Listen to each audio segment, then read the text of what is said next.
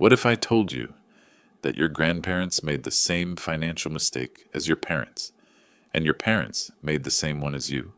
Different era, different economy, different technology, same mistake. It doesn't matter if you grew up in the 1950s with a pension and a factory job. It doesn't matter if you're a millennial drowning in student loans, or a Gen Z kid scrolling through crypto TikToks at 2 a.m. Every single generation falls into the same financial trap, and almost no one talks about why. Today I'm going to tell you the story of four people: Bob, Tess, Jamie, and Zoe. They lived in different decades, made different choices, but they all repeated the same mistake. And by the end of this video, you'll understand exactly how to break the cycle. Let's begin. Let's begin with the boomers. Meet Bob. Born in 1940s. He grew up watching his father come home every evening at 5 p.m. sharp, lunchbox in hand from the steel mill. Robert believed in the system. You work hard, you get a steady job, the company takes care of you. Retire at 65. Done. And for a while, it worked. Robert got a job at 22, bought a house at 25, had 2 kids, and settled into a comfortable life. He wasn't rich, but he was stable. But here's where the mistake crept in. Robert never invested. Not seriously. He kept his savings in a regular bank account. He didn't trust the stock market. His uncle lost money in it once, and that story stuck with him forever. His company offered a pension, so he thought, why bother? The pension would handle everything. But in the 1980s recession happened. Companies started cutting pensions. Bob's factory downsized. His pension was reduced. And suddenly at 58, the plan he'd built his whole life around started to crack. Robert's mistake wasn't laziness. It wasn't stupidity. He worked incredibly hard. His mistake was putting all his trust in one system and never building a backup. He spent his life earning, but not growing. He confused financial security with financial stability. They are not the same thing. Robert's generation made one enormous financial error. They trusted institutions more than themselves. They believed a company, a government, or a pension would always be there. And while some were lucky enough for that to hold true, many weren't. The lesson from Bob's story is this: no one is going to protect your financial future except you. External systems are a bonus, not a plan. Diversify your trust. Build your own safety net, always. Now to the Gen X generation, meet Tess. Born in 1970s, she watched her dad, Bob, stress about money and swore she'd do things differently. Tess was ambitious. She graduated college in 1989, right in the middle of a recession, and fought hard to build her career. She worked in marketing, climbed the ladder, and by her 30s, she was doing well. Tess did invest. She had a 401k. She even bought some stocks in the dot-com boom of the late 90s. Then in 2000, the dot-com bubble burst. Karen's aggressive bets collapsed. She lost nearly 40% of her investments in 2 years. She recovered eventually, but those losses pushed her retirement savings back by years, and it shook her confidence so badly that she became overly cautious afterward, keeping too much cash in savings when she should have been investing. Tess's mistake? She let emotion drive her decisions. First, greed pulled her in too deep. Then fear pushed her out entirely. She swung from one extreme to the other and never found the middle. Tess's generation fell into the trap of emotional investing. And honestly, every generation does. It just looks different each time. In her era, it was dot-com stocks. In the next generation, it would be real estate. And the one after that? Crypto. The pattern is the same. Something new creates massive hype. People rush in driven by FOMO, fear of missing out, and when it crashes, fear takes over and they run out. The lesson from Tess: invest consistently, stay the course, and never let headlines be your financial advisor. Build a strategy based on logic, and stick to it even when the market scares you. Next, the millennial. This is Jamie, born in 1990s. He did everything he was told to do, studied hard, got into a good university, graduated with a business degree in 2010, with $47,000 in student loan debt. The job market after the 2008 financial crisis was brutal. Jamie spent 2 years doing unpaid internships and part-time work before landing a real salary. By then, his loan interest had grown. Here's what Jamie told himself: I'll start investing once I pay off my loans. I'll start saving once I make more money. I'll figure out my finances once things settle down. And so Jamie waited. He paid the minimum on his loans. He rented a nice apartment because he deserved it after years of struggling. He went on a few trips because life is short. He wasn't irresponsible.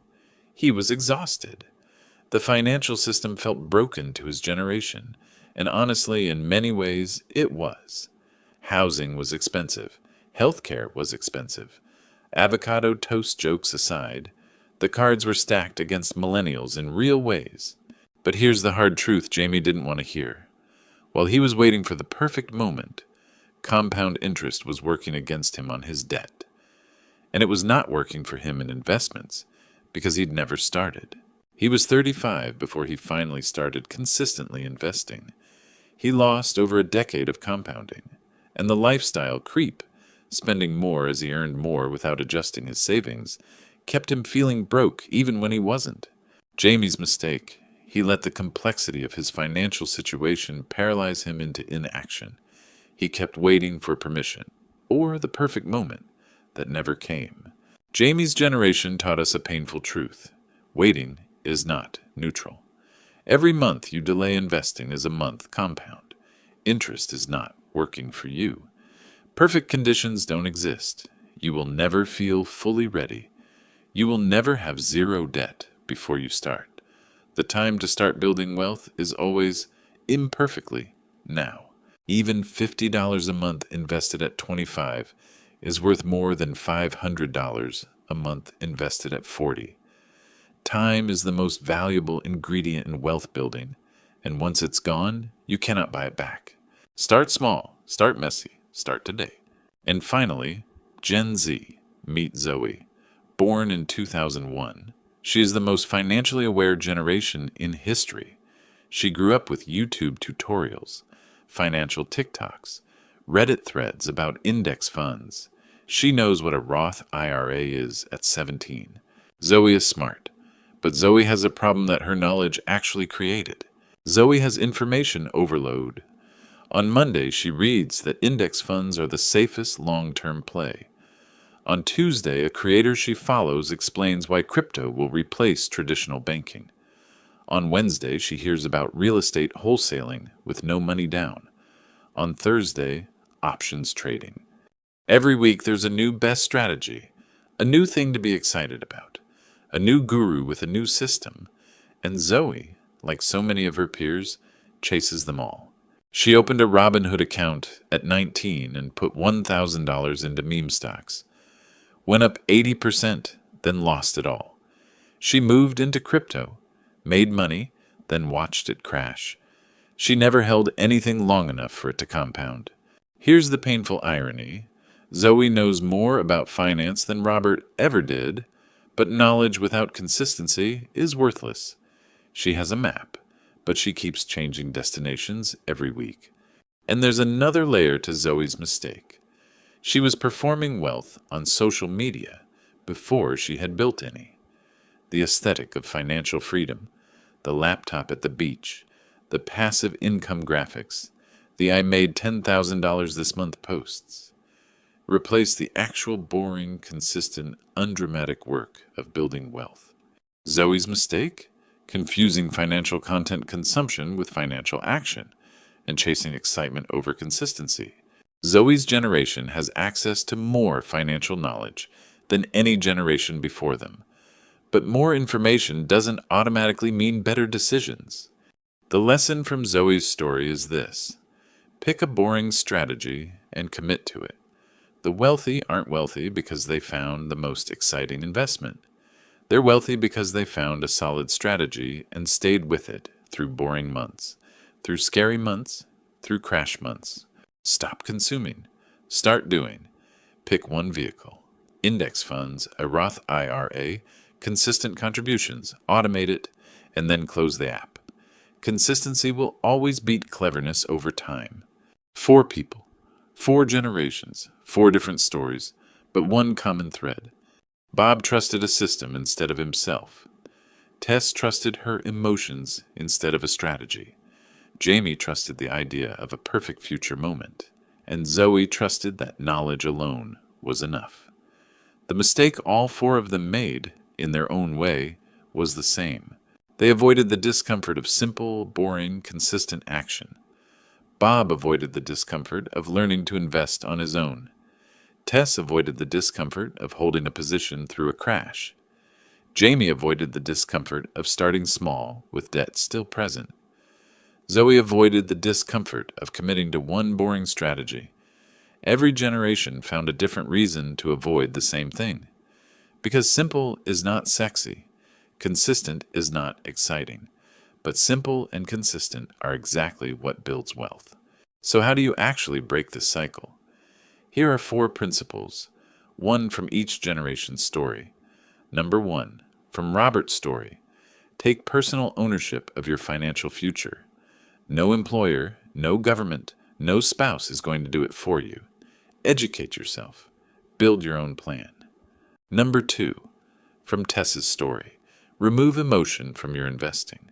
Create a system, a set of rules, and follow them even when the market is scary or exciting.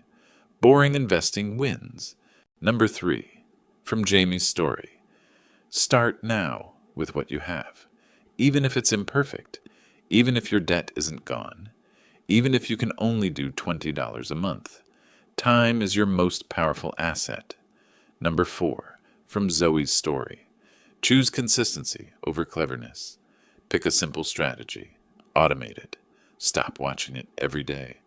Let compounding do the work in the background while you live your life. These 4 principles are not new. Every generation had access to them. The ones who actually applied them, quietly, consistently, without fanfare, are the ones who built real wealth. Bob, Tess, Jamie, Zoe. Their stories are not failures. They are mirrors, and the fact that you're watching this, that you want to understand the pattern, already puts you ahead of where they were. The financial mistake every generation repeats is not about money. It's about human nature. Our love of comfort, our fear of discomfort, our tendency to delay, to follow the crowd, to let emotion lead. But human nature can be redirected. You can build systems that protect you from yourself.